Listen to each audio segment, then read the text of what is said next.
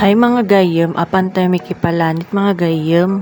Opo, ako nga po pala ito at ngayon ganap-ganapan sa buhay ko. Makiki-birthday kami sa asawa ng pinsan ni mama. Opo, medyo malayo-layo ito pero di nyo alam sa kabilang barangay lang ito o diba? Andito na tayo sa Lucky Chan kung saan gaganapin. Opo, sumakay tayo sa ating Hilux na sasakyan. Opo, Hilux po yan, 3 gulong nga lang, charot. At ayun na nga, dahil naimbitahan tayo, syempre di muna tayo alipin sa salapi. Opo, nag-undertime tayo for dagoang tiyan pagkain yung pupuntahan.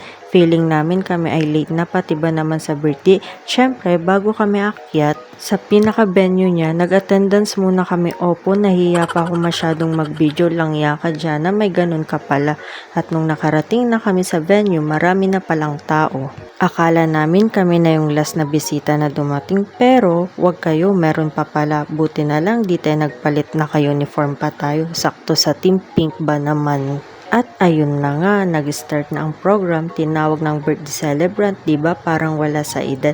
Happy birthday Tita Mean, thank you sa pag-imbita sa amin. Yung nagpro-program pa lang sila pero ikaw na bisita, kumakain na. Sinabi naman nila na pwede nang kumuha ng pika-pika kung tawagin, diba sarap na sarap ka sa pika-pika pa lang yan. Yung katabi namin na nakasagot sa kantang Between Walang Ningning, nanalo siya ng cake na hanggang tingin ka na lang dyan, sayang kasi di ako yung nakasagot. Gawain ko yan pag may birthday, charot. Dahil magpapakain na sila at kami yung unang table pala, late kami dumating pero kami yung unang kakain, charot. Syempre, bago kami kumain, nagpa-picture muna kami sabay pila. Thank you sa napakasarap na food, yung nasa plato ko po. Opo, di po ako matakaw. Madami po yung serving nila. At nung natapos tayong kumain, opo, hindi mawawala ang blow the candle. Naging singeries tayo dyan. Kumanta tayo ng happy birthday to you.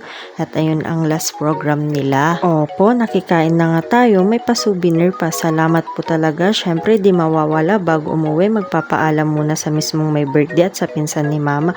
At ayan na nga, yung Tres Marias ni Papa Tons. Pagkalabas natin sa restaurant, hinanap agad natin yung Hilux natin na 3 wheels mga gayam. At ayun lang, bye-bye. Salamat sa panonood.